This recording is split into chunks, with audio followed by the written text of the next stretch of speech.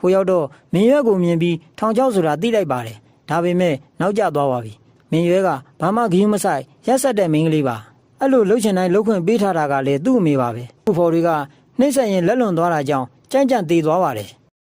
တေးချင်းအောင်ဆောင်လာလားတကယ်လားသိရအောင်မင်းရွက်ကဘိုက်ပေါ်ကိုမိခဲတွေတင်လိုက်ပါတယ်မျိုးသားမင်းကသူ့သားလွတ်ဖို့အတွက်မင်းသမီးကြီးစီသွားပြီးအကူအညီတောင်းပါတယ်မင်းသမီးကြီးကမင်းကြီးရဲ့ညီမပါနန်းတော်ထဲမှာမင်းသမီးကြီးကအာဏာတော်ကြီးပါတယ်ရှီဖုံးကိုရန်တော်တက်ကိုတရားရုံးစီစီလို့ပြီးချောင်းချင်းကြီးကိုတွားတောင်းခိုင်းပါတယ်ရွှေရှိကမင်းကြီးရဲ့ခွင့်ပြုပိန်ပါမှပြန်လာဆိုပြီးမောင်းထုတ်လိုက်ပါတယ်ရွှေရှိနဲ့ကျန်းလူချင်းမင်းကလည်းမင်းသမီးကြီးမကယ်ခင်မြန်မြန်အပြစ်ပေးနိုင်ဖို့အတွက်အကြံစီကိုစတင်အကောင်းနဲ့ဖော်ပါတယ်နောက်ရရောက်တော့အသက်ခံရတဲ့မိန်းကလေးမေကမင်းကြီးဝေါ်ရင်ကိုတားပြီးလူလေကောင်မှာတရားမျှတဖို့တောင်းဆိုပါတယ်မင်းကြီးလည်းပြည်သူတွေစိတ်ချမ်းသာဖို့အတွက်သူကိုယ်တိုင်စစ်ဆေးမယ်လို့ပြောလိုက်ပါတယ်ချောင်းချင်းကြီးကိုနန်းတော်ကြီးခေါ်ပြီးစစ်ဆေးပါတယ်လူသက်တွေရောပစ္စည်းသက်တွေရောထင်ရှားပါတယ်ချောင်းချင်းကြီးအမေကရှက်လို့အစိတ်တော်ပြီးကိုယ့်ကိုတက်တည်သွားပါတယ်မင်းကြီးလည်းဥပဒေအထက်မှာဘယ်သူမှမရှိကြောင်းတက်တည်ပြချင်တာနဲ့ချောင်းချင်းကြီးကိုခေါင်းဖြတ်တတ်ဖို့အမိန့်ချလိုက်ပါတယ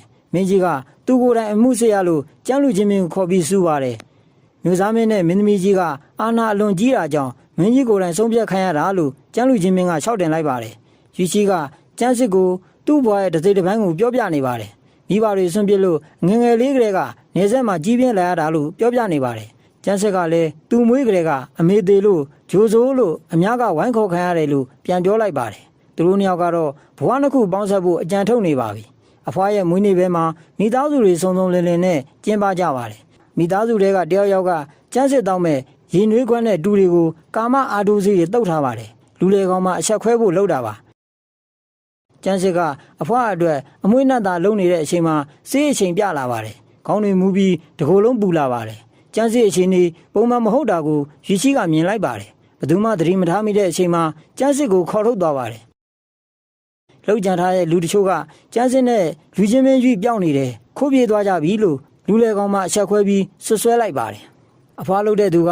သူတို့နှစ်ယောက်ကိုလိုက်ချခိုင်းပါတယ်တိမ်လုံးလိုက်ချပေးမဲ့မတွေ့ပါဘူးကျန်းစစ်ကဆေးအချိန်ပြလာပါတယ်ရွှေရှိစီအတင်းကပ်ပြီးလက်ကိုအတင်းဆွဲထားပါတယ်ပါဇက်ကလည်းယောက်ျားနဲ့ခေါ်ပြီးရွှေရှိကိုဖတ်ထားပါတယ်ကျန်းစစ်ကတော့သတိလက်လွတ်ဖြစ်နေပါပြီဆေးအချိန်မြင့်လာတော့တောင်းကျမ်းလာပါတယ်ရွှေရှိလည်းဘလို့လို့ရမှန်းမသိတော့ပါဘူးကျန်းစစ်လက်ကိုတွေးထအောင်ကိုက်လိုက်မှသတိပြန်လေလာပါတယ်အဲ့ခါကျမှကျန်းစစ်လည်းချက်သွားပါတယ်ရွှေရှိလည်းရင်ထဲမှာမျိုးသိပ်ထားတာတွေကိုမထိန်နိုင်တာနဲ့လက်ထပ်ခွင့်တောင်းလိုက်ပါတယ်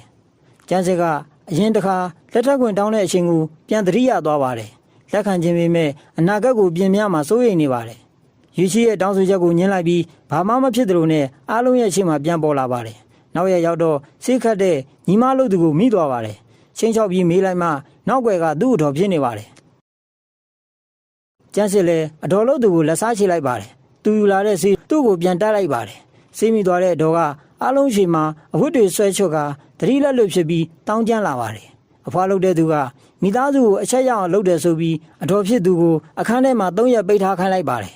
အိမ်ရဲ့တောင်းတွေအားလုံးကိုကျန်းစစ်ကိုလွှဲပေးလိုက်ပါတယ်ရွှေရှိနဲ့သူ့လက်အောင်ငယ်သားတွေကနောက်ရဲ့တချို့ကိုလိုက်ဖမ်းနေပါတယ်လူကိုဖမ်းပြီးတော့ရုံးတော်ကိုခေါ်သွားပြီးရိုက်နှက်စင်မေးလိုက်ပါတယ်ရဲရင်အဖွဲ့တစိမ့်ကလွှဲပြီးဘာမှမရလိုက်ပါဘူးရွှေရှိကတစိမ့်နဲ့ကျန်းစစ်ကိုဆန်းတက်လိုက်ပါတယ်တစိမ့်ကိုလှုပ်ဝက်ပြီးကျန်းစစ်စီပို့လိုက်ပါတယ်တစိမ့်ကိုမြင်လိုက်တဲ့အချိန်မှာကျန်းစစ်အံ့ဩသွားပါတယ်တစိမ့်ကနန်းဦးတချို့တက်ရဲ့အမှတ်သားဖြစ်ပါတယ်ကျန်းစစ်ကသူ့လူတွေအဖမ်းခံနေရမှာစိုးရိမ်နေပါတယ်အချိန်တွေကိုသိရအောင်ရုပ်ဖြတ်ပြီးအပျော်အိမ်မှာရှိတဲ့တချို့တယောက်စီသွားတွေ့ပါတယ်ပိုင်ရှင်ကအတွေ့မခံပါဘူးအဲ့ချိန်မှာရွှေရှိရောက်လာပါတယ်ရွှေရှိကပတ်စံပေးပြီးနာမည်ကြီးအပျော်မဲ့ချိုးရန်အာစီခေါ်သွားဖို့ပြောလိုက်ပါတယ်တတိကသူတို့သုံးအလုံးကိုခေါ်သွားပါတယ်ချိုးရန်နဲ့တွေ့တဲ့အခါမှာအမွှေးနဲ့သားကြောင့်ဆွေးနွေးခြင်းတယ်လို့ကျန်းစစ်ကပြောလိုက်ပါတယ်ခဏကြာတော့ကျန်းနဲ့ရွှေရှိတို့အိတ်ဆေးချခံလိုက်ရပါတယ်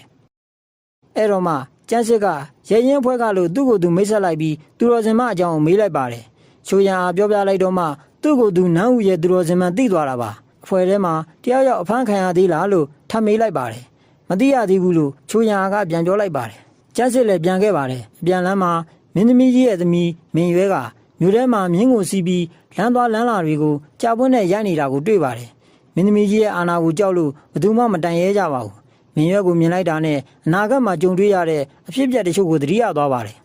သူ့အကူကမင်းရွက်ကိုအပြစ်လုံးမိလို့ရင်းနေပြီးအသက်ခံရတာကိုသတိရသွားပါတယ်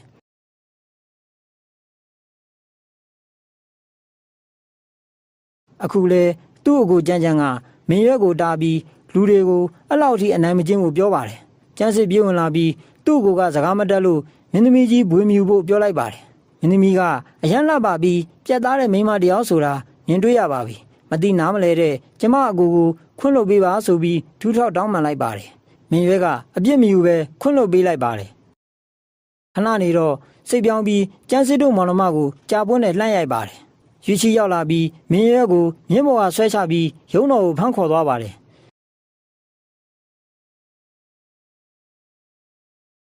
မင်းရွက်အဖေရွှေစစ်သူကြီးကသူ့သမီးကိုအာမခံနဲ့လာခေါ်သွားပါတယ်ရွှေချီကနောက်ရဲ့တချို့ချွေရနောက်လိုက်ဖို့သူ့အစီကလုံတောင်ကိုပြောလိုက်ပါတယ်မင်းသမီးကြီးကရွှေချီရဲ့နောက်ကျောင်းကိုစုံစမ်းခိုင်းလိုက်တော့မှမင်းသားခွန်ဆိုတာသိသွားတာပါရွှေစစ်သူကြီးကသမီးကိုမဆုံးမဘူးဆိုပြီးသူ့မိန်းမနဲ့ရန်ဖြစ်ပါတယ်မိန်းမဖြစ်ပြီးမဲ့မင်းကြီးရဲ့ညီမဆိုတော့ဘာမှမလုပ်ရဲပါဘူးမိန်းမလုပ်တဲ့သူကသူ့သမီးကိုဘသူထီရဲလဲဆိုပြီးတလောကလုံးကိုစင်ကောစကားပြောလိုက်ပါတယ်ကျန်းစစ်ကသူ့ကိုယ်ကိုစိတ်ပူပြီးအိမ်ထဲကမထွက်နိုင်အောင်ထိန်းချုပ်ထားပါတယ်အစားအသောက်ကအစအစိမ့်မခတ်နိုင်အောင်ငွေအပ်နဲ့တေချာစစ်ပါတယ်အိမ်ထဲကနေအပြင်မထွက်ခိုင်းပဲတကားပိတ်ထားပါတယ်တိမ်လုံးကသူ့လိုရက်ကိုကြည့်ပြီးထူးဆန်းနေပါတယ်မင်းရွက်ကကျန်းစစ်တို့မောင်နှမနှစ်ယောက်ကိုမကျေနပ်ပါဘူးကျန်းစစ်ရဲ့ဈေးဆိုင်ကိုလူလွတ်ပြီးတော့ဖျက်ဆီးခိုင်းလိုက်ပါတယ်ကျန်းစစ်ရောက်လာပြီးဖြည့်ရှင်းလိုက်တော့ပြဿနာရှာတဲ့လူတွေပြန်သွားပါတယ်နောက်ွယ်ကဘသူလုပ်တယ်ဆိုတာကျန်းစစ်သိပါတယ်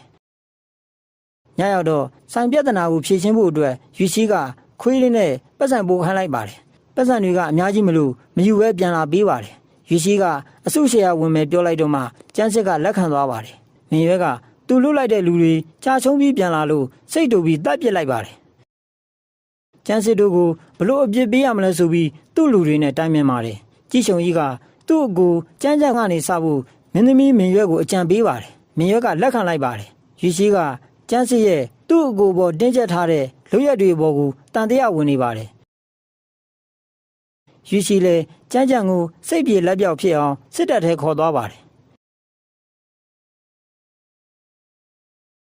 ကျန်းလူချင်းမင်းရောက်လာပြီးကျန်းစစ်ကိုပန်းအိုးလေးပေးရင်ချီရေးဆိုပါတယ်ကျန်းစစ်ရဲ့ရင်ထဲမှာနေရာယူထားတဲ့လူချီပြီးသားမလို့ကျန်းလူချင်းမင်းကိုညှင်းလိုက်ပြီးတခြားမိန်းကလေးကိုချဖို့ပြောလိုက်ပါတယ်ကျန်းစစ်တို့စကားပြောနေတာကိုခိုးနားထောင်နေတဲ့သူကရွှေချီပါတယောက်တည်းကြိတ်ပြုံနေတဲ့လူကလည်းရွှေချီပါပဲသူလည်းကျန်းစစ်ကိုချီရေးဆိုပါတယ်ဘာပဲဖြစ်လာအနာဂတ်ကိုအတူရင်ဆိုင်ရင်တယ်လို့ပြောလိုက်ပါတယ်ဒီတခါတော့ကျန်းစစ်ခေါင်းမငိမ့်ပေမဲ့မငင်းတော့ပါဘူးရွှေချီကသူ့ကိုအကြောင်းမေးပါတယ်ကျန်းစစ်ကသူတည်မယ်လို့အိမ်မက်မှတ်တယ်အဖြစ်အပျက်တွေကတော်တော်လေးတိုက်ဆိုင်တယ်လို့ပြောပြလိုက်ပါတယ်ရွှေချီလည်းစစ်သူရဲ့စကားကိုလက်ခံလိုက်ပါတယ်ကျန်းစစ်စိုးရိမ်တဲ့အရာဖြစ်လာပါပြီကျန်းကျန်းကိုသူ့တငယ်ချင်းကလာခေါ်သွားပါတယ်တငယ်ချင်းကကုံတက်တယောက်နဲ့မိတ်ဆက်ပေးမယ်ပြောပြီးမင်းရွက်စီလိန်ခေါ်သွားပါတယ်ဟိုရောက်တော့မင်းရွက်ကိုမြင်ပြီးထောင်ချောက်ဆိုတာသိလိုက်ပါတယ်ဒါပေမဲ့နောက်ကျသွားပါပြီမင်းရွက်ကဘာမှဂရုမစိုက်ရက်ဆက်တဲ့မိန်းကလေးပါအဲ့လိုလှုပ်ချင်တိုင်းလှုပ်ခွင့်ပေးထားတာကလည်းသူ့အမေပါပဲသူကဒေါသမပြေမချင်းကြမ်းကြမ်းကိုနှိပ်စက်ခိုင်းပါတယ်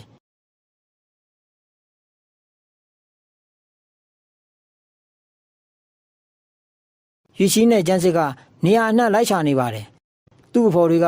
နှိပ်စက်ရင်လက်လွန်သွားတာကြောင့်ကြမ်းကြမ်းသေသွားပါတယ်မင်းရွက်အဖော်တွေကကြောက်နေကြပါတယ်တေးချင်းအောင်ဆောင်လာလားတကယ်လားသိရအောင်မင်းရွက်ကဘိုက်ပေါ်ကိုမိခဲတွေတင်လိုက်ပါတယ်မလုပ်တော့ဘူးဆိုမှအလောင်းကိုမြေထဲပြစ်ချခိုင်းလိုက်ပါတယ်သူတာဝန်ယူတယ်မကြောက်ကြနဲ့လို့မင်းရွက်ကပြောလိုက်ပါတယ်သူတို့လည်းမင်းရွက်အကြိုက်လိုက်ပြီးအရံမှုအောင်တောက်ပြီးအောင်ပွဲခံပါတယ်မူလာတော့ကြမ်းကြမ်းကိုဘလို့နှိပ်စက်ခဲ့ကြောင်းဘလို့တတ်ခဲ့ကြောင်းပြန်ပြောကြပါတယ်ဘေးနားမှာနားထောင်နေတဲ့လူကကျန်းစစ်ပါသူတို့ပြောတာတွေကိုအကုန်ကြားသွားပါတယ်ကျန်းစစ်ကငိုပွဲဆင်ပါတယ်လက်တုံပြန်တဲ့အနေနဲ့အဆောင်ကိုမိချို့ခဲ့ပါတယ်အားလုံးကမူးနေတော့ပြေးစရာမရှိပဲရေထဲခုန်ချကြပါတယ်အားလုံးထဲမှာမင်းရွက်နဲ့ကြည်ချုံကြီးပဲအသက်ရှင်ပါတယ်မင်းရွက်အဖေကတော့လှုပ်ချင်တိုင်းလှုပ်နေတဲ့သမီးကိုစူပါတယ်သမီးကဒဏ်ရာတွေနဲ့ကိုစူလို့ဆိုပြီးမင်းသမီးကြီးကသူ့ယောက်ျားကိုပါးရိုက်လိုက်ပါတယ်ကြောက်စရာကောင်းတဲ့မိန်းမတွေထဲမှာသူလဲပါပါတယ် စစ်သူကြီးချွေလဲဒေါသထွက်သွားပါတယ်မင်းသမီးကြီးကသူသမီးအစာအပြစ်ခံခိုင်းမှုလူရှာနေတဲ့အချိန်မှာကြည်ချုံကြီးကိုသတိရသွားပါတယ်သူ့ကိုစိတ်ကူပေးမယ်ပြောပြီးလင်ခေါ်လိုက်ပါတယ်မိမလှုပ်တဲ့သူကလိုက်မသွားဖို့သတိပေးလိုက်ပါတယ်လိုက်သွားရင်မင်းရဲ့အစာအပြစ်ခံရမယ်လို့ပြောပြလိုက်ပါတယ်ကြည်ချုံကြီးကမိမစကားနားထောင်ပြီးအဲ့ရတဲ့ကမထနိုင်ဘူးဆိုပြီးလိန်လိုက်ပါတယ်ကျန်းစစ်ကသူ့ကိုချာမတွေးလို့ငိုဝဲဆင်ရင်အာရင်ကုန်ခန်းပြီးမေ့လဲသွားပါတယ်မင်းသမီးကြီးရဲ့လူတွေကကြည်ချုံကြီးကိုအတင်းလာခေါ်သွားပါတယ်အမေလှုပ်တဲ့သူကငိုယိုပြီးမျိုးသားမင်းကိုတားဖို့ပြောပါတယ်မင်းသမီးကြီးရဲ့အာဏာကိုကြောက်တာမလို့မျိုးသားမင်းလည်းခွင့်ပြုပေးလိုက်ရပါတယ်မင်းသမီးကြီးကသူ့သမီးအစာအပြစ်ခံခိုင်းဖို့ဖိအားပေးပါတယ်ကြည်ချုံကြီးကတေဖို့ကြောက်တာကြောင့်ကြမ်းကြမ်းမီးရှို့တာလို့လိန်ပြောလိုက်ပါတယ်မင်းသမီးကြီးနဲ့ကျန်းစစ်တို့အမေကရန်ညိုးရန်စားရှိပါတယ်ဒါကြောင့်အပြစ်ချတွေသွားပြီးကျန်းကျန်းကိုဖမ်းခိုင်းလိုက်ပါတယ်ကျန်းကျန်းကိုသူတို့တက်ပြီးမြေထဲချလိုက်တာကိုမင်းသမီးကြီးမသိပါဘူးသူလွတ်လိုက်တဲ့လူတွေအိမ်ရောက်ချိန်မှာပဲရွှေချီရောက်လာပါတယ်တရားရုံးရဲ့အလုပ်ကိုဝန်မရှုံးနဲ့ပြောပြီးမင်းသမီးကြီးရဲ့လူတွေကိုမောင်းထုတ်လိုက်ပါတယ်ကျန်းလူချင်းမင်းကမိလောင်မှုမှာပါဝင်တဲ့လူတွေကိုခေါ်ပြီးတော့စစ်ဆေးပါတယ်မင်းရဲကတော့အဲ့ရတဲ့ကမထနိုင်ဘူးပြောပြီးမလာပါဘူးကြည်ချုံကြီးကလူတက်မိရှို့တာကြမ်းကြမ်းလို့ရုံးတော်မှာပြောပြပါတယ်ကျန်းစစ်ကသူ့ကိုကနင့်နာသူဖြစ်ကြောင်းပြန်ရှေ့ပလိုက်ပါတယ်သူတို့တွေညင်းကုန်နေကြချိန်မှာကြမ်းကြမ်းရောက်လာပါတယ်ခေါင်းမှာသွေးတွေစီးကြနေပြီးရေတွေလည်းဆူရွှဲနေပါတယ်ကြည်ချုံကြီးကိုအမှန်တိုင်းမပြောရင်နေတိုင်းညတိုင်းတရက်လာလျှောက်မယ်လို့ချင်းလျှောက်ပါတယ်ကြည်ချုံကြီးလည်းတကယ်ထင်ပြီးလန့်သွားပါတယ်ကြောက်ကြောက်လန့်လန့်နဲ့မင်းရွက်တက်ခိုင်းလို့တက်ရတာပါသူ့ကိုမလျှောက်ပါနဲ့ဆိုပြီးလူကြားထဲမှာပဲဝန်ခံစကားပြောလိုက်ပါတယ်ကြံ့ကြံ့ရှိမဲ့နေရာတွေကိုရွှေရှိကရွေးချယ်ပြီးသူ့ရဲ့ဆရာတူမလူချူချူကိုခြာခိုင်းလိုက်တာပါ